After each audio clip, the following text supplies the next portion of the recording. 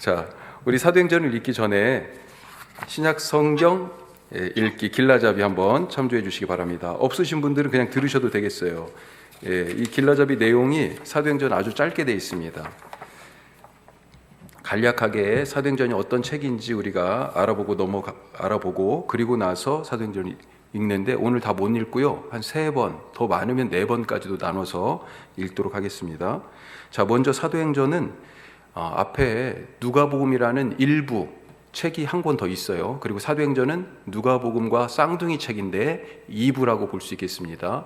저자는 누가 혹은 누가의 공동체 이렇게 생각이 되고 수신자는 누구에게 주는 것으로 이 복음서나 누가복음이나 사도행전을 쓰는 걸로 되어 있냐면 데오빌로라고 하는, 사실은 정확하게 그가 누구인지는 알 수가 없어요. 그런데 각하라고 표현되어 있어요. 그래서 신분이 좀 있는 이 로마 시대의 관리 중에 하나지 않았을까. 이방인이면서 그리스도인이 된 사람을 독자로 그렇게 상정해서 누가복음과 사도행전이 쓰여져 있다. 자, 내용을 보면 이렇게 되어 있습니다. 앞서 예수님에 관한 복음을 기록한 누가의 이야기에, 누가복음이죠. 그것에 이어지는 성령의 권능으로 교회가 나타나고 복음이 예루살렘에서부터 시작해서 마지막 종착지가 로마. 그래서 복음이 그때 당시에 더 땅끝이라고 여겨지는 스페인까지는 아직은 못 갔어요. 하지만 열린 결말로 이 사도행전이 그래서 끝난다. 예루살렘에서 로마로 이방 땅을 관통해서 제국의 심장부까지 복음이 전해지는 그런 과정을 쓰고 있습니다. 그 과정 가운데에서 그 역할을 누가 합니까? 개인이 물론 거기에 등장하지만 크게 결국은 교회가 이제 드디어 등장해서 이 복음을 담아서, 교회라는 그릇에 복음을 담아서 예수님께서 부탁하신 유대와 그 다음에 사마리아와 그 다음에 이방 땅 끝까지 증거되는 그런 과정들을 사도행전이 담고 있다 하는 것입니다. 자, 연대를 보시면 바울의 로마 체류 이전인 주후 61년에서 63년경이다 이런 주장과 그보다 조금 뒤인 바울이 로마에서 죽기 전이다 이런 견해가 있는데요. 이런 것들과 더불어서 마지막 사도행전 끝이 이제 바울이 로마에 도착해서 2년 정도 복음을 증거하는 것, 그것으로 기록이 끝나는데, 그런데 그 바울과 관계된 부분들이 이 사도행전 기록의 중요한 연대를 생각할 수 있는 부분 중에 하나다라고 생각할 수 있는데, 누가복음과 쌍둥이 책이라고 그랬잖아요. 그래서 누가복음과 연결해서 생각해 보면 누가복음은 마가복음보다 조금 더 늦게 쓰였을 것이다 이렇게 생각되고, 마가복음은 예루살렘이 멸망한 주후 70년 그때쯤이다. 그렇게 마가복음의 연대를 생각하면 누가복음은 그 이후라고 볼 수 있고 사도행전은 또 그 이후다 이렇게 볼 수 있기 때문에 하여튼 최소한 70년 이후에는 쓰여졌을 것이다 이렇게 생각이 듭니다. 자, 그러면 사도행전이 무엇을 강조하고 있는지 한번 보겠습니다. 자, 사도행전의 강조점, 우리 책 갖고 계시죠? 제가 이것은 제가 읽어보겠습니다. 예수님을 통한 하나님의 구원이라고 하는 이 복음, 이 좋은 소식은 원래는 유대인들에게 증거된 거잖아요. 예수님도 유대인이었고요. 그렇지만 유대인과 그것을 넘어서 이방인들 모두를 위한 것으로 구약의 예언이 성취된 것이다 라고 말하고 있습니다. 무슨 말씀이냐면 구약에서 이미 유대인만 구원하겠다라고 얘기한 것이 아니라 모든 열방이 하나님의 산 시온에 이르러서 주를 경배한다고 되어 있기 때문에 이방인과 유대인뿐만 아니라 이방인들까지 구원하는 것을 비전으로 삼고 있죠. 그 구약의 예언들이 성취된 것이다. 그게 누가복음과 사도행전에 연달아서 1, 2부로 그렇게 기록되고 있는 거고요. 자, 이런 이 복음의 귀한 일을 성령으로 말미암아 태동한 교회가 감당하는데, 하나님의 구원에 이방인이 포함된 것을 이 교회가 알고 이 일에 헌신하게 된다라고 하는 것입니다. 이렇게 모든 이들에게 주어진 구원의 복음을, 그렇지만 어떤 이들은 받아들이고 어떤 이들은 거부하게 되죠. 자, 받아들이고 거부를 하는 그런 상황에서 특별히 받아들인 장면들도 있지만 거부하고 교회를 핍박하고 반대하는 그런 여러 장면들이 나오는데, 그런 반대와 핍박 속에서도 불구하고 교회는 계속해서 성령에 힘입어 예수가 그리스도다, 예수가 메시아다, 예수를 통하여 하나님께서 구원하셨고 하나님 나라가 임했다라고 하는 것을 계속해서 증언하는 것, 이것을 사도행전에서 계속 기록하고 있습니다. 자, 그러면 이제 이 사도행전의 구조를 잠깐 살펴보면, 먼저 우리 잘 아는 말씀 구절이죠. 자, 사도행전 펴보겠습니다. 1장. 설교를 통해서도 자주 들어서 우리가 잘 알고 있습니다만, 사도행전 1장 8절에 보면 구조를 가늠할 수 있는 아주 중요한 단서의 말씀이 있죠. 사도행전의 핵심 구절이라고 볼 수 있는데, 사도행전 1장 8절 우리 같이 한번 읽어보겠습니다.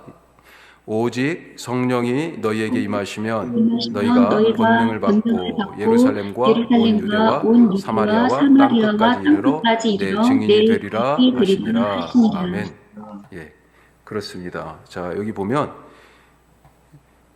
성령이 임하시면 이게 복음이 전파되는 전제 조건이죠. 그리고 또 그 성령으로 말미암아 제자들이 교회가 되고 또 복음의 권능을 부여받게 되고요. 그래서 복음이 어떻게 전파됩니까? 예루살렘과 그리고 온 유대와 사마리아, 마지막으로 땅끝, 이렇게 얘기할 수 있습니다. 자, 그래서 이와 같은 세 부분으로 나눠서 사도행전 전체가 28장인데 28장을 생각해 보면 예루살렘에서 증거되는 부분이 7장까지, 1장에서 7장까지 예루살렘에서 복음이 증거되는 부분이 나와요.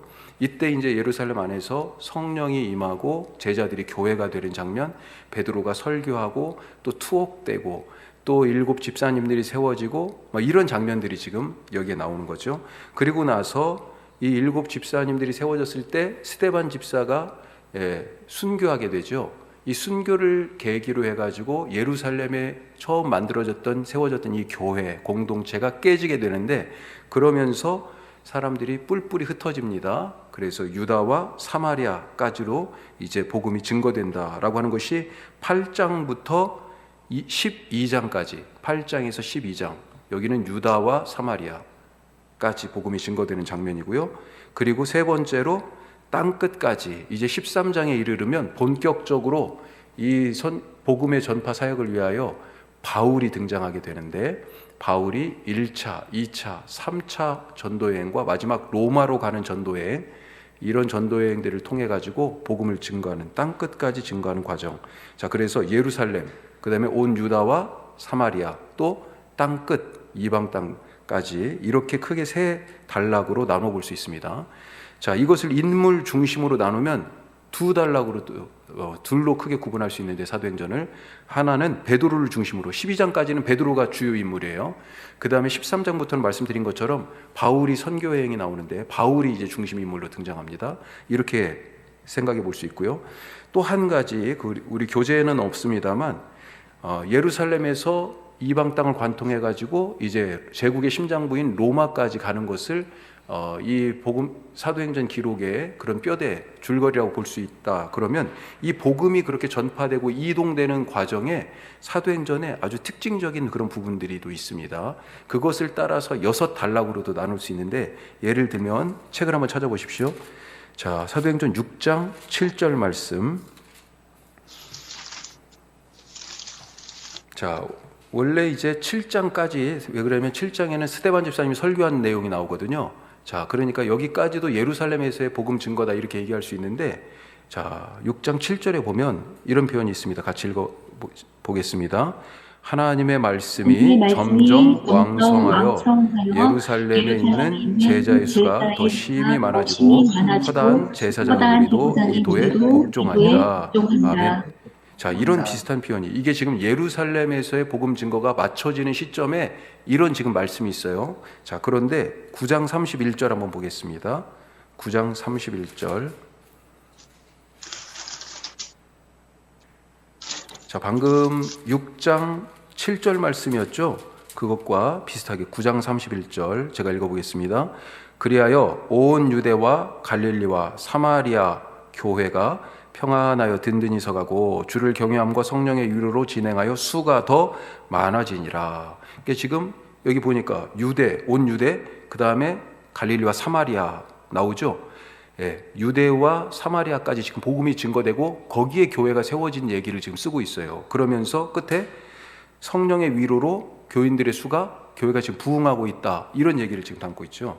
예, 이런 방식의 지금 특정한 구절들이 어떻게 보면 사도행전의 표시처럼 이렇게 남겨놓은 것이, 그것을 따라서 6구절로 나눌 수 있어요. 하나 더 찾아보지요. 12장 24절. 자, 12장 24절. 여기서도요. 같이 제가 읽어보겠습니다.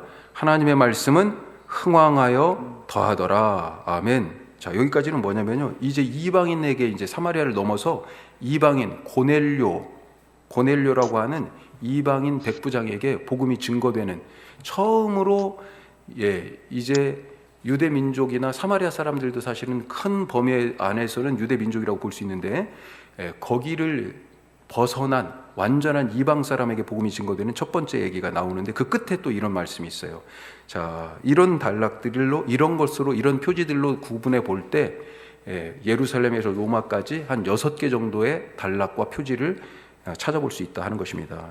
자, 여기서 그걸 다시 구체적으로 말씀을 안 드릴게요. 자, 이제 우리 1장부터 말씀이 읽는데, 말씀을 읽으면서, 읽기 전에 제가 그 장에 대하여서 간략하게 말씀드리고, 또 읽고 나서 필요한 부분이 있으면 잠시 설명하도록 하겠습니다. 자, 먼저 이 사도행전 1장은 성경을 잘 펴시고 1장으로 보겠습니다. 1장은 예수님께서 승천하시는 장면으로 시작하십니다. 자, 1장 1절에서 3절까지 한번 읽어보겠습니다. 이게 누가복음의 처음에 있는 것과 비슷해요. 자, 같이 읽어보겠습니다. 제가 읽겠습니다. 데오빌로여, 내가 먼저 쓴 글에는 무릇 예수께서 행하시며 가르치시기를 시작하신부터 그가 택하신 사도들에게 성령으로 명하시고 승천하신 날까지의 일을 기록하였노라. 이게 누가복음 얘기죠. 자, 그가 고난받으신 후에 또한 그들에게 확실한 많은 증거로 친히 살아계심을 나타내사 40일 동안 그들에게 보이시며 하나님 나라의 일을 말씀하시니라. 자, 그러면서 부활 이후에 이제 연결해서 지금 사도행전을 이제 막 시작하는 겁니다. 3절부터는. 자, 그래서 성령이 너희에게 임하시면 너희가 권능을 받고 내 증인이 될 것이다 라고 하는 그런 사명을 제자들에게 주시고, 예수님이 승천하시는 장면이 11절까지 있고요. 12절부터는 남겨진 제자들이 이제 유다의 빈자리, 가롯 유다의 빈자리를 채우기 위해서 제비를 뽑아서 마띠아를 세우는 그런 장면이 나머지 1장 나머지 부분까지 있겠습니다. 자, 이제 2장, 이 제자들이 마가의 다락방에 모여서 기도를 했죠. 1장 15절을 보십시오. 이렇게 되어 있습니다. 자, 예수님이 떠난 후에 모인 무리의 수가 약 120명이나 되었더라. 그때 베드로가 그 형제들 가운데 서서 이르되, 자, 이렇게 말하죠. 120명 사람들이 모여서 기도하면서 베드로가 우리가 가롯 유다의 한 자리를 채우자 하면서 복음을 증거하고 교회로 세워지기 전에 그렇게 빈 예수님의 12제자의 한 자리가 채워지는 그런 일이 1장 끝에 있어요. 자, 이제 2장에서는 이 120명의 사람들이 기도하면서 성령을 기다릴 때 어떤 일이 있었는지 그 장면이 나옵니다. 자, 그리고 나서 베드로가 성령에 충만하여 모든 사람들이 있으면 성령을 받았는데, 특별히 베드로가 사람들 앞에서 담대하게 하는 첫 번째 설교가 2장 뒷부분에 나와요.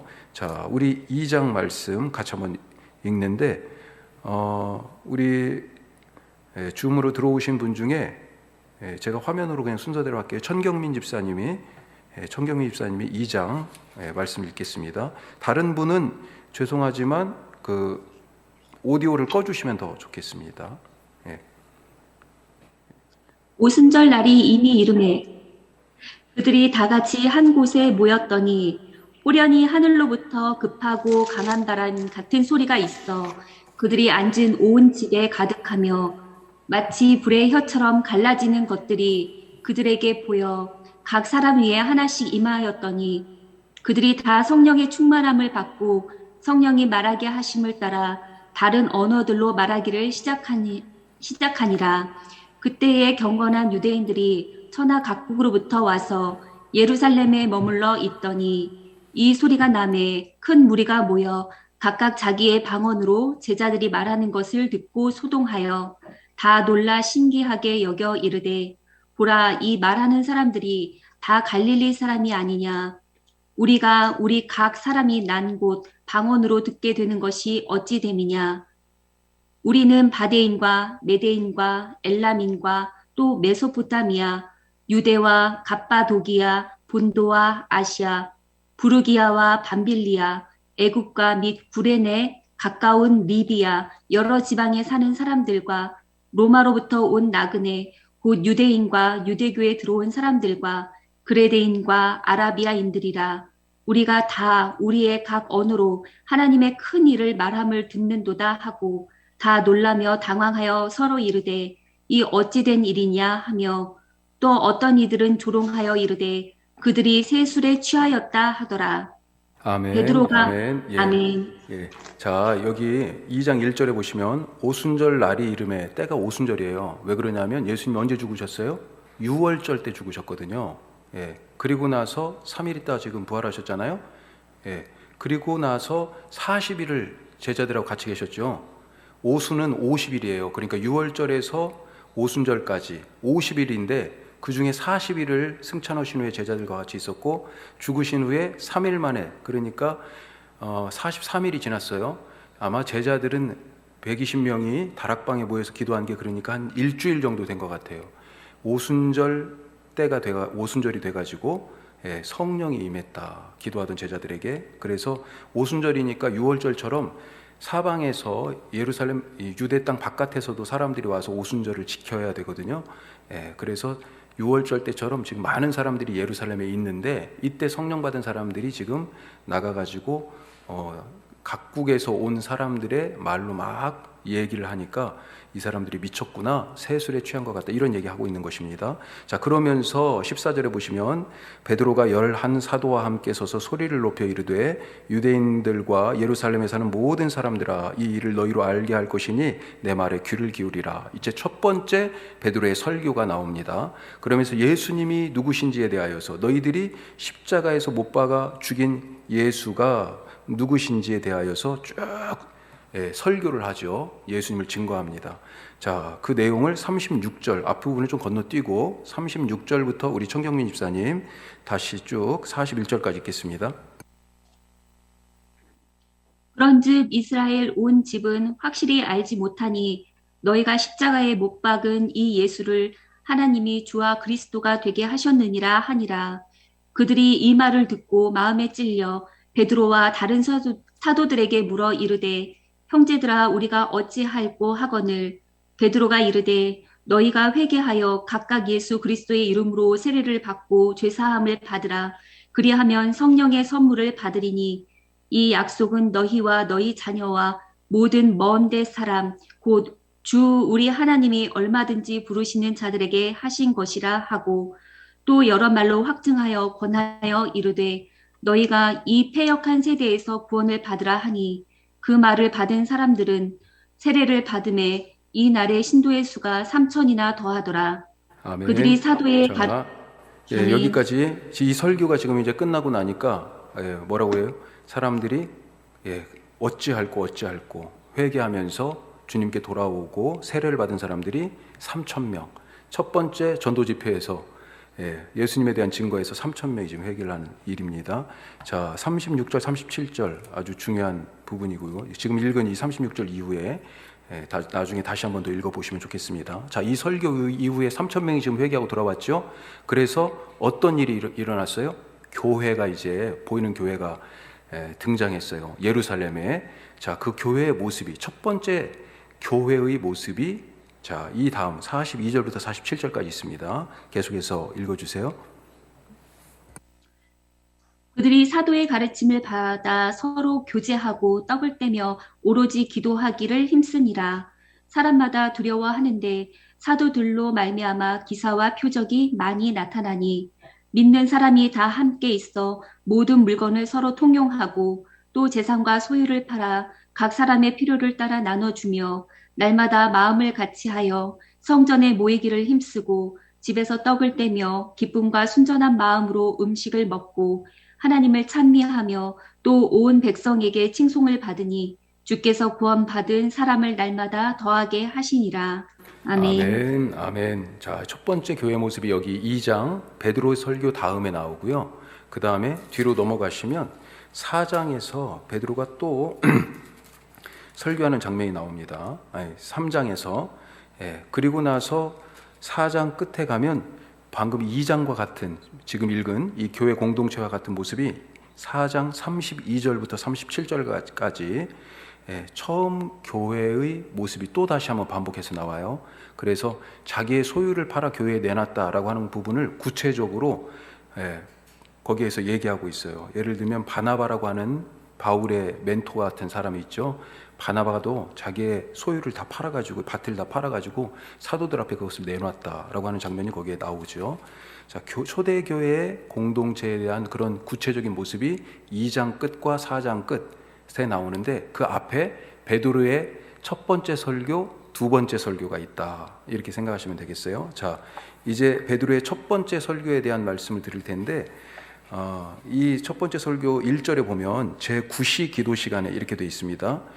시간에 대하여서 책자 사도행전 안내 바로 앞에 보면 유대와 로마 사람들의 그 시간에 대한 얘기가 나왔는데요. 죄송한데 이거 약간 무시하시기 바랍니다. 왜 그러냐면 제가 이게 10여 년 전에 사실은 썼던 거거든요, 제가. 그런데 그때 당시에는 조금 잘 몰랐어. 그리고 제가 지금 그래서 아까 검토하다 보다가 깜짝 놀랐어요. 시간이 잘못되어 있어요.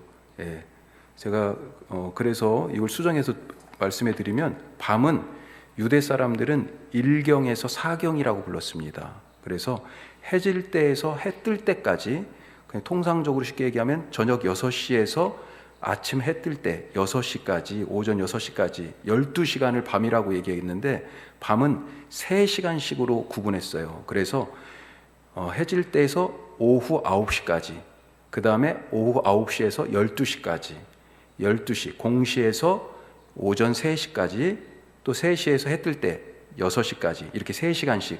그러니까 저녁, 밤에 해 질 때에서 해 뜰 때까지 하면 3시간씩 나누니까 밤을 넷으로 구분할 수 있어요. 그래서 1경, 2경, 3경, 4경 이렇게 나옵니다. 복음서를 읽으실 때 1경, 2경, 3경, 4경 하면 밤 시간에 6시부터 9시, 9시에서 12시, 12시에서 새벽 3시, 새벽 3시에서 6시 이렇게 생각하시면 되겠어요. 그 다음에 낮 시간은 어떻게 얘기했냐면요, 유대 시간으로 지금 이제 낮이 아침에 해 뜰 때가 6시잖아요. 그때가 0시고요. 그 다음에 7시는 제1시, 8시는 2시, 9시는 3시 이렇게 얘기합니다. 정오는 6시, 오후 3시는 9시. 자, 이거 헷갈리실 수 있는데 그 부분은 지금 맞아요. 밑에 있는 칸은, 자료에 밑에 있는 칸은 맞고요. 맨 밑에 7시라고 되어 있는 것만 완전히 다 지워주십시오. 그건 잘못된 거예요. 자, 예수님이 3시에 십자가에 달리셨고 6시에 매달려 계속 계셨고 그 다음에 9시에 십자가에서 죽으셨어요. 예수님이 매달리신 3시는 왼쪽 로마식을 보시면 9시라고 되어 있습니다. 오전 9시. 그러니까 오전 9시에 매달리셔서 6시, 정오를 지나서 9시, 오후 3시에 죽으셨어요. 6시간 동안 오전 9시에서 오후 3시까지 십자가에 계셨다. 자, 지금 3장 1절에 제9시 기도 시간이라고 그랬으니까 오후 3시입니다. 3시, 6시, 9시. 이 시간이 유대인들이 3번, 하루 3번 기도하던 기도 시간이었어요. 9시 기도 시간이니까 저녁 기도 시간이라고 볼 수 있습니다. 자, 이때 베드로가 성전 미문에 앉은 안진병이 고치는 장면이 나오고, 이것 때문에 이제 베드로가 또 설교를 하게 됩니다. 붙잡히게 되고. 자, 우리 이 말씀, 우리 김봉신 권사님, 3장 읽어주시기 바랍니다. 제9시 기도 시간에 베드로와 요한이 성전에 올라갈새 나면서 못 걷게 된 이를 사람들이 메고 오니, 이는 성전에 들어가는 사람들에게 구걸하기 위하여 날마다 미문이라는 성전문에 두는 자라. 그가 베드로와 요한이 성전에 들어가려 함을 보고 구걸하거늘 베드로가 요한과 더불어 주목하여 이르되 우리를 보라 하니 그가 그들에게 무엇을 얻을까 하여 바라보거늘 베드로가 이르되 은과 금은 내게 없거니와 내게 있는 이것을 네게 주노니 나사렛 예수 그리스도의 이름으로 일어나 걸으라 하고 오른손으로 잡아 일으키니 발과 발목이 곧 힘을 얻고 뛰어서서 걸으며 그들과 함께 성전으로 들어가면서 걷기도 하고 뛰기도 하며 하나님을 찬송하니 모든 백성이 그 걷는 것과 하나님을 찬송함을 보고 그가 본래 성전 미문에 앉아 구걸하던 사람인 줄 알고 그에게 일어난 일로 인하여 심히 놀랍게 여기며 놀라리라. 나은 예, 사람이 아멘. 예, 11절 제가 보면요. 나은 사람이 베드로와 요한을 붙잡으니 모든 백성들이 크게 놀라며 달려나가니 솔로몬의 행각이라 불리는 행각에 모이거늘. 나중에 제가 성전 할 때 이 솔로몬의 행각 유치를 알려드릴게요. 자, 하여튼 성전의 가장 외벽이라고 생각하시면 되겠습니다. 솔로몬의 행각은. 자, 그러면서 베드로가 이제 이 나은 사람을 통하여서 이 사람의 이 일을 빌미로 해가지고 또 설교하는 일이 있습니다. 베드로의 두 번째 대중 설교라고 볼 수 있겠어요. 자, 그게 바로 3장 끝까지 말씀입니다. 이건 생략하고요. 4장으로 넘어와서요. 4장. 4장. 우리 권사님 4장 처음부터 4절까지 1절에 4절까지 읽어주세요. 사도들이 백성에게 말할 때에 제사장들과 성전 맡은 자와 사두개인들이 이르러 예수 안에 죽은 자의 부활이 있다고 백성을 가르치고 전함을 싫어하여 그들을 잡음에 날이 이미 저물었으므로 이튿날까지 가두었으나 말씀을 들은 사람 중에 믿는 자가 많으니 남자의 수가 약 5천이나 되었더라.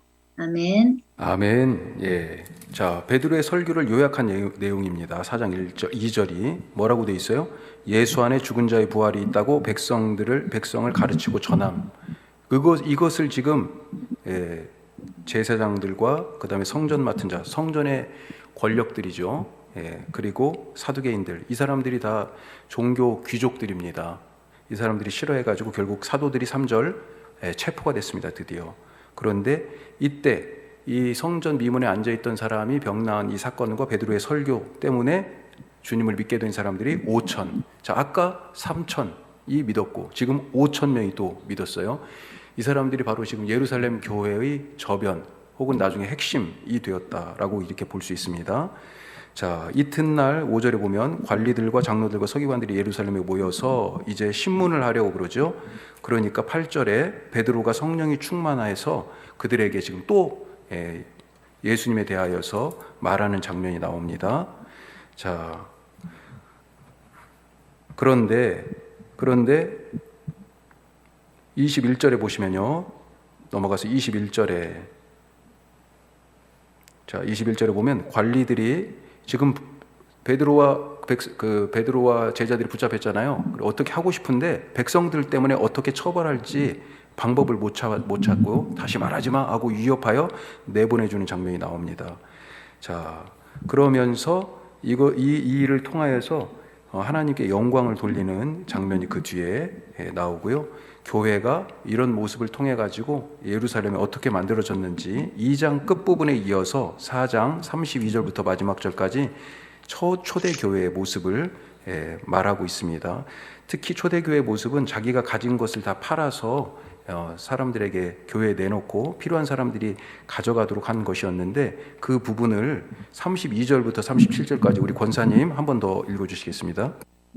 믿는 무리가 한 마음과 한 뜻이 되어 모든 물건을 서로 통용하고 자기 재물을 조금이라도 자기의 것이라 하는 이가 하나도 없더라. 사도들이 큰 권능으로 주 예수의 부활을 증언하니 무리가 큰 은혜를 받아 그 중에 가난한 사람이 없으니 이는 밭과 집 있는 자는 팔아 그 판 것의 값을 가져다가 사도들의 발 앞에 두매 그들이 각 사람의 필요를 따라 나누어 줌이라. 구브로에서 난 레이족 사람이 있으니 이름은 요셉이라. 사도들이 일컬어 바나바라 하니 그가 밭이 있음에 팔아 그 값을 가지고 사도들의 발 앞에 두니라. 아멘. 예. 자, 이제 구체적으로 자기의 물건을 교회 앞에 내놓는 그런 장면들이 나오고 그 예시로 또 바나바, 바울의 멘토격이에요. 바울이 처음에 회심하고 돌아왔을 때 사도들이 두려워했잖아요.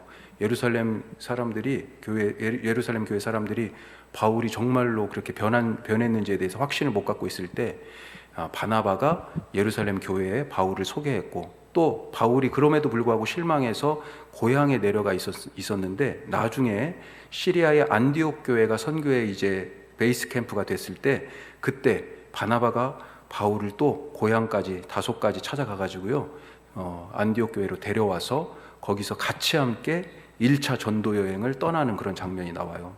그 바나바가 여기에 지금 처음으로 나오는데 바나바도 이 예루살렘 교회의 일원이었다라고 하는 거죠.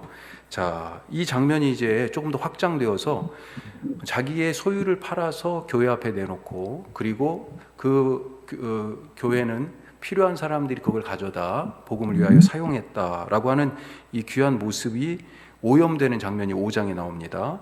우리 아나니아와 삽비라 부부가 등장하죠.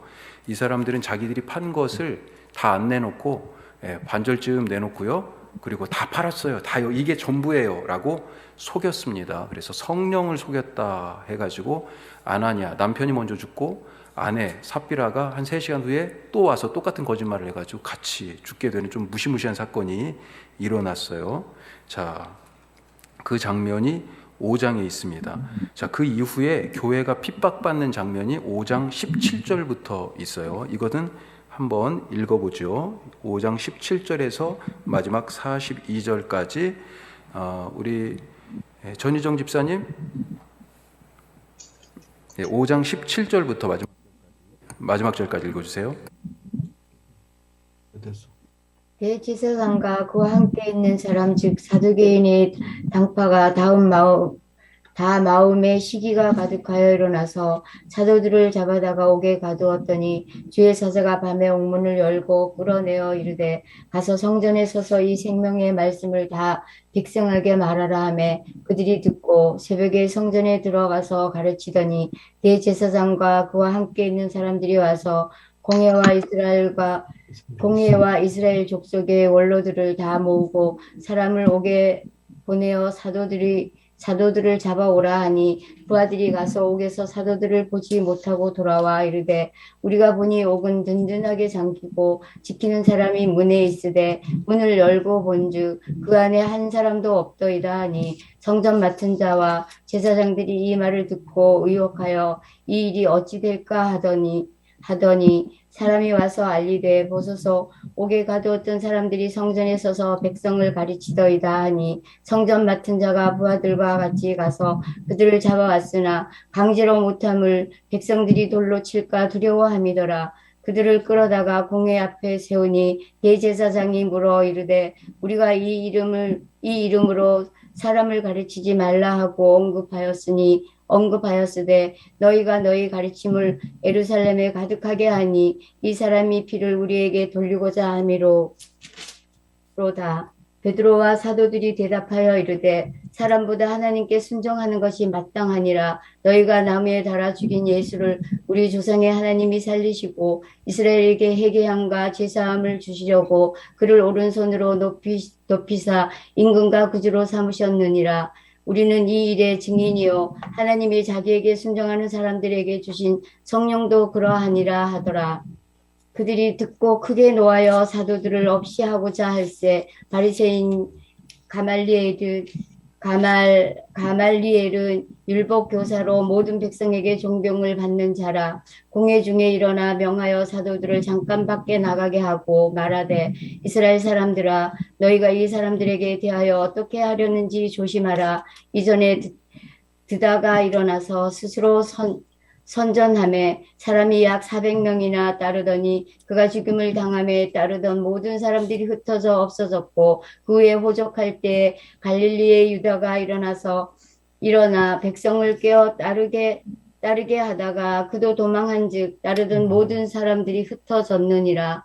이제 내가 너희에게 말하노니 이 사람들은 상관하지 말고 버려두라. 이 사상과 이 소행이 사람으로부터 났으며 무너질 것이요 만일 하나님께로부터 났으면 너희가 그들을 무너뜨릴 수 없겠고 도리어 하나님을 대적하는 자가 될까 하노라 하니 그들이 옳게 여겨 사도들을 불러들여 책짓질하며 예수의 이름으로 말하는 것을 금하고 놓으니 사도들은 그 이름을 위하여 능력받는 일에 합당한 자로 여기심을 기뻐하면서 공회 앞을 떠나니라. 그들이 날마다 성전에 있든지 집에 있든지 예수는 그리스도라고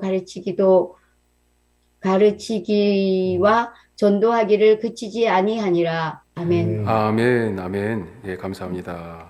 자, 이 내용이 뭐예요? 핍박을 받고 지금 사도들이 투옥이 된 장면이죠. 그렇게 옥에 가뒀는데 주의 사자가 한밤중에 베드로를 탈옥을 시켰어요. 어디에서 설교해요? 성전에서 설교하고 있어요. 아침에 이 사람들이 깜짝 놀랐죠. 그래 다시 붙잡아 옵니다. 그래서 예전에 말하지 말라고, 예수에 대해 말하지 말라고 얘기했는데 어떻게 그런 것이냐. 그래서 이들을 이제 죽이려고 막 그러니까 바리새인의 가말리엘, 바리새인 중에 유대 그 당시에 율법학자죠. 그런데 사실은 바울이 이 가말리엘의 제자예요. 가말리엘의 제자입니다. 뒤에 나와요. 이 가말리엘이 이게 하나님에게서 진짜 일어난 일이면 어떻게 할 것이냐. 하나님에게서 일어난 일 아니면 이 갈릴리 사람 예수라고 그리스도라고 자기가 칭하는 예수의 이 일이 없어질 것이다. 이런 얘기를 하죠. 자, 그러면서 사도들이 이렇게 핍박을 받지만 또 다시 풀려나게 되는 그런 장면들을 우리가 읽었습니다. 자, 그러면서 42절 날마다 성전에 있든지 집에 있든지 예수는 그리스도라고 가르치기와 전도하기를 쉬지 않았다라고 하는 장면. 자, 그러면서 이제 교회가 점점 커가는 거예요. 예루살렘 교회가 아까 3,000명, 5,000명 그것만 해도 숫자적으로는 지금 8,000명이에요. 엄청난 숫자예요. 당시 예루살렘 인구가 얼마였을까요? 5만도 안 됐을 것입니다. 그러니까 엄청난 숫자입니다. 그 숫자만 가지고 보면 자, 이렇게 제자들이 점점 많아지면서 교회에 문제가 생기게 됩니다. 자, 6장 말씀 우리 민중기 집사님 한번 읽어주시죠. 6장 17절까지의 말씀입니다.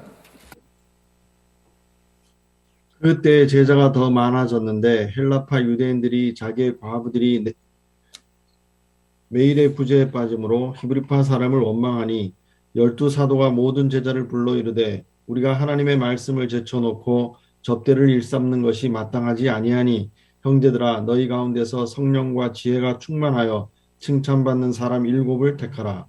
우리가 이 일을 그들에게 맡기고 우리는 오로지 기도하는 일과 말씀 사역에 힘쓰리라 하니 온 무리가 이 말을 기뻐하여 믿음과 성령이 충만한 사람 스데반과 또 빌립과 브로고로와 니가노르와 디몬과 바메니와 유대교에 입교했던 안디옥 사람 니골라를 택하여 사도들 앞에 세우니 사도들이 기도하고 그들에게 안수하니라.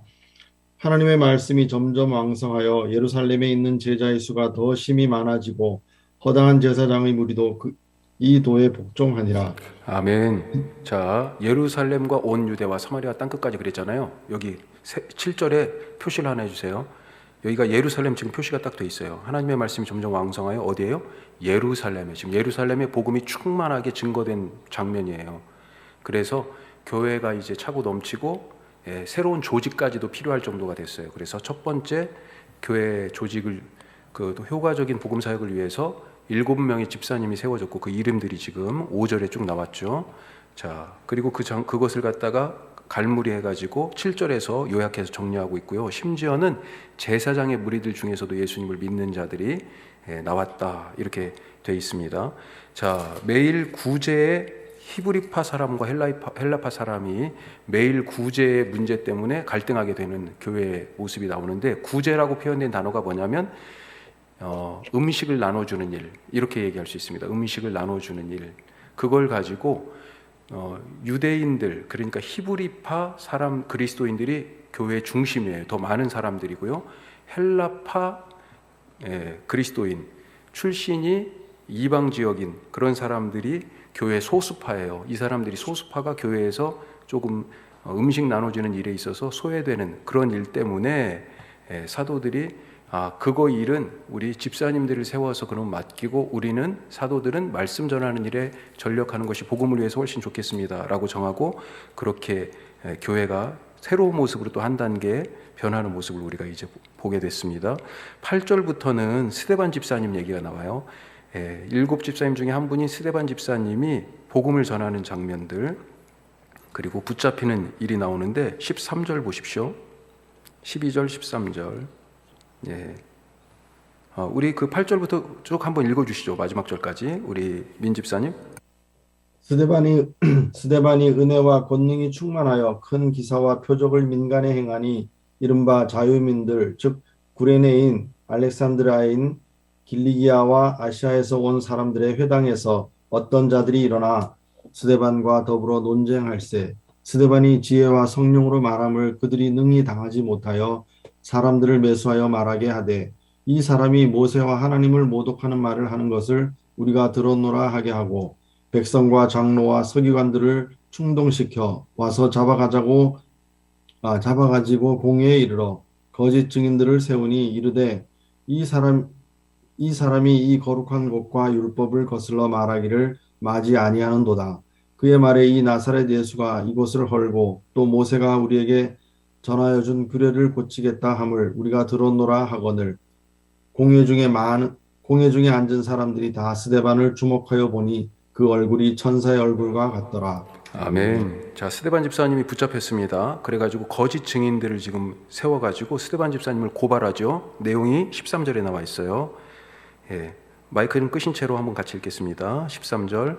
거짓 증인들을 세우니 이르되, 이 사람이 이 거룩한 곳과 율법을 거슬러 말하기를 마지 아니하는도다.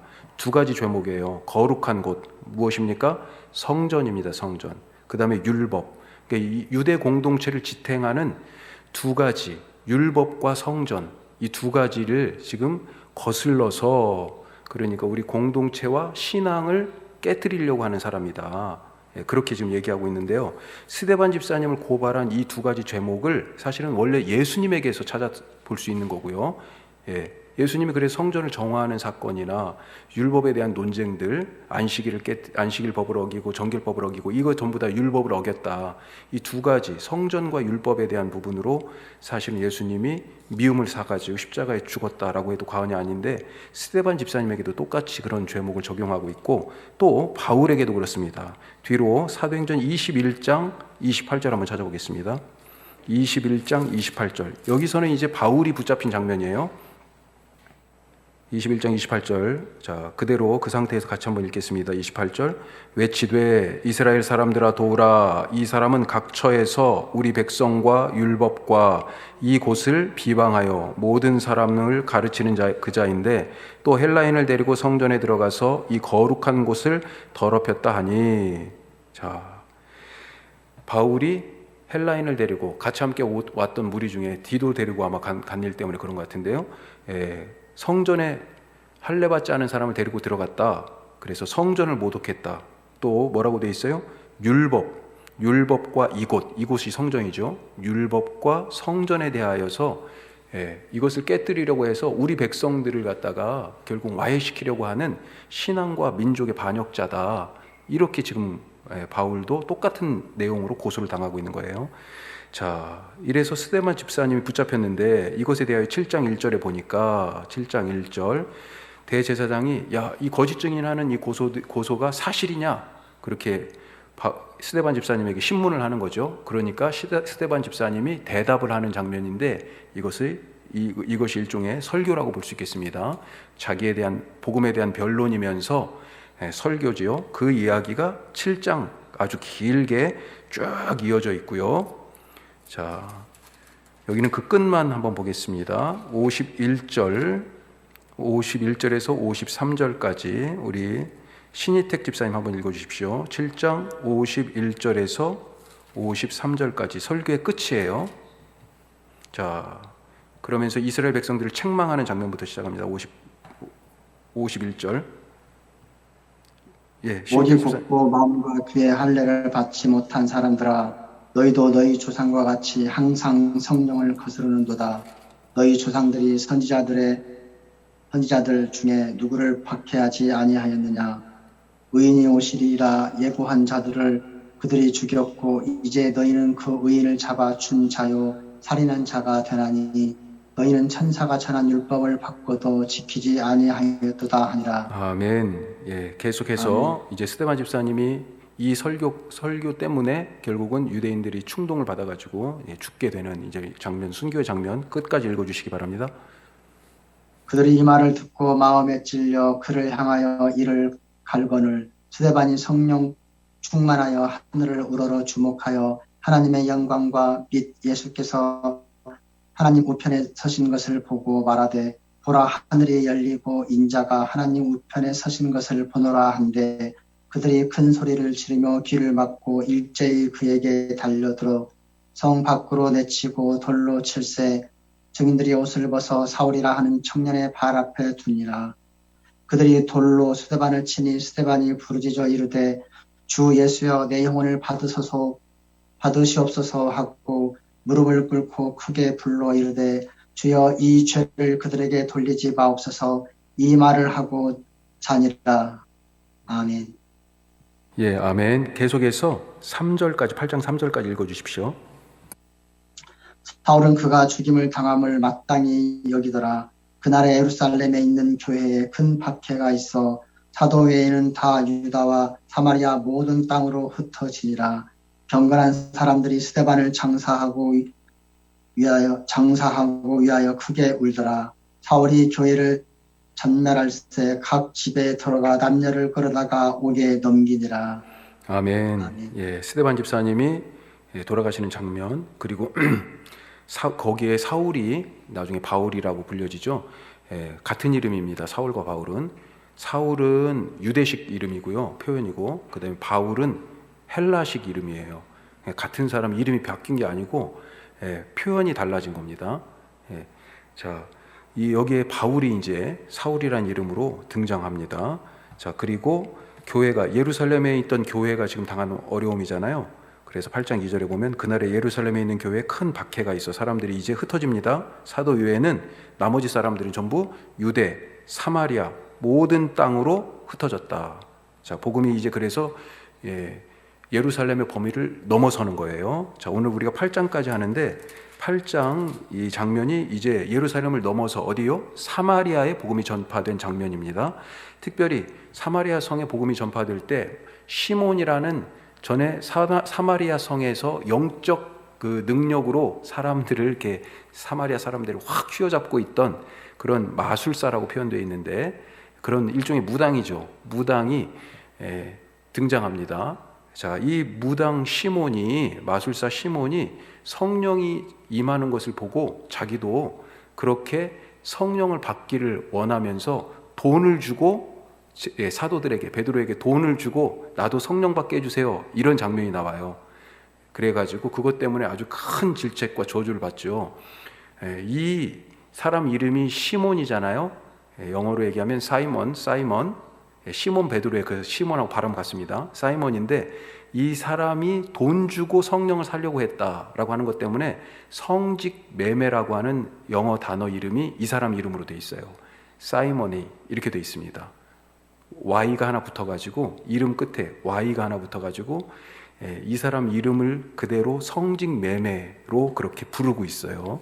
자, 마술사 시몬, 사마리아 성에 복음이 증거될 때 마술사 시몬의 이야기를 우리 엄미영 집사님 8장 9절부터 25절까지 읽어주시기 바랍니다. 그 성에 시몬이라 하는 사람이 전부터 있어 마술을 행하여 사마리아 백성을 놀라게 하며 자칭 큰 자라 하니, 낮은 사람부터 높은 사람까지 다 따르며 이르되, 이 사람은 크다 일컫는 하나님의 능력이라 하더라. 오랫동안 그 마술에 놀랐으므로 그들이 따르더니 빌립이 하나님 나라와 및 예수 그리스도의 이름에 관하여 전도함을 그들이 믿고 남녀가 다 세례를 받으니 시몬도 믿고 세례를 받은 후에 전심으로 빌립을 따라다니며 그 나타나는 표적과 큰 능력을 보고 놀라니라. 예루살렘에 있는 사도들이 사마리아도 하나님의 말씀을 받았다 함을 듣고 베드로와 요한을 보내매 그들이 내려가서 그들을 위하여 성령 받기를 기도하니 이는 아직 한 사람에게도 성령 내리신 일이 없고 오직 주 예수의 이름으로 세례만 받을 뿐이더라. 이에 두 사도가 그들에게 안수하매 성령을 받는지라. 시몬이 사도들의 안수로 성령 받는 것을 보고 돈을 들여 이르되 이 권능을 내게도 주어 누구든지 내가 안수하는 사람은 성령을 받게 하여 주소서 하니 베드로가 이르되 내가 하나님의 선물을 돈 주고 살 줄로 생각하였으니 내 은과 내가 함께 망할지어다. 하나님 앞에서 내 마음이 바르지 못하니 이 도에는 내가 관계도 없고 분기될 것도 없느니라. 그러므로 너의 이 약함을 회개하고 주께 기도하라. 혹 마음에 품은 것을 사하여 주시리라. 내가 보니 너는 악독이 가득하며 불의에 매인 바 되었도다. 시몬이 대답하여 이르되 나를 위하여 주께 기도하여 말한 것이 하나도 내게 임하지 않게 하소서 하니라. 두 사도가 주의 말씀을 증언하여 말한 후 예루살렘으로 돌아갈새 사마리아인의 여러 마을에서 복음을 전하니라. 아멘, 아멘. 예, 베드로와 요한이 예루살렘에 와서 사마리아의 빌립 집사님이 복음 전하는 그 일을 이제 돕고 다시 예루살렘으로 돌아간 일인데 그 사이에 지금 마술사 시몬이 하나님의 은혜 성령을 돈 주고 살려고 했던 그런 장면 우리가 보았습니다. 자, 그리고 나서 그 다음은 이디오피아 네시라고 되어 있는데 이디오피아 네시가 예루살렘에 왔다가 돌아갈 때 성경에 대하여서 성경을 읽고 있는데 주의 성령님이 빌립 집사님을 갑자기 이 네시에게 보내죠. 그래서 막 달려가 가지고 가서 보니까 성경을 읽고 있는 거예요. 오우. 근데 그 뜻이 무엇인지 모른대요. 그래서 그 성경에서 얘기하는 특별히 이사야 53장 장면인데 바로 고난받는 여호와의 종에 대한 장면이죠. 그 뜻을 풀어서 예수님에 대한 말씀이다 알리고 그것에 대하여서 이 사람이 복음을 받아들이고 세례를 서로 주고받는 그런 장면이 나옵니다. 자, 그래서 사마리아를 넘어서 바로 또 이방인에게 복음이 증거되는 그런 짧은 장면이 나와요. 35절부터 마지막 40절까지 우리 김덕수 집사님 읽겠습니다. 빌립이 입을 열어 이 글에서 시작하여 예수를 가르쳐 복음을 전하니 길 가다가 물 있는 곳에 이르러 그 내시가 말하되 보라 물이 있으니 내가 세례를 받음에 무슨 꺼리낌이 있느냐. 이에 명하여 수레를 멈추고 빌립과 내시가 둘 다 물에 내려가 빌립이 세례를 베풀고 둘이 물에서 올라올새 주의 영이 빌립을 이끌어 간지라. 내시는 기쁘게 길을 가므로 그를 다시 보지 못하니라. 빌립은 아소도에 나타나 여러 성을 지나다니며 복음을 전하고 가이사라에 이르니라. 아멘. 아멘. 사마리아는 내륙이에요. 그런데 가이사라는 해안이에요. 해변가 도시까지. 그러니까 유대 땅 영역을 지나서 지금 그 약간 북쪽으로 사마리아와 그 같은 높이의 이쪽 내륙에서 해안까지 쭉 지금 복음을 빌립 집사님이 전하는 그런 장면까지 우리가 읽었습니다. 자, 오늘 우리가 읽은 장면은 예루살렘을 넘어서 그리고 유대와 사마리아까지 복음이 증거된 장면을 읽었어요. 다음 시간에는 9장 드디어 이제 사울이 등장합니다. 지금까지는 주요 인물이 누구였어요? 베드로예요. 아직 조금 더 베드로가 더 남았습니다만 이제 사울의 그 개종하는 사건이 회심의 사건이 이제 9장에 끼어들어요. 자, 이 다음부터는 이제 그림도 조금 나올 겁니다. 지금 우리가 읽기만 했죠. 주일날 오셔서 이 자료를 지금 준비해 놨어요. 이 자료 그리고 카톡을 통해서도 제가 이 자료를 드리겠습니다. 그런데 이 자료를 보시고 그러면 사도행전을 좀 읽고 이해하는데 훨씬 더 좋겠고요. 앞으로 이 자료를 가지고 제가 설명할 부분들이 좀 있습니다. 그래서 카톡으로도 이 그림 파일을 드리고 그 다음에 교회 오시는 분들은 따로 복사를 해놓을 테니까 가져다 보시면서 사도행전 읽고 복음서 읽는데 조금 도움이 되셨으면 좋겠습니다. 자, 오늘 어땠습니까? 줌 미팅이 줌으로 나눈 말씀 나눔이 우리 집사님들이 지금 엄청 잘해 주셨어요. 이게 사실은 전부 다 음소거를 해 주셔가지고 그래서 이 잡음이 잘 안 들어가고 깨끗하게 잘 나올 수 있었던 것 같아요.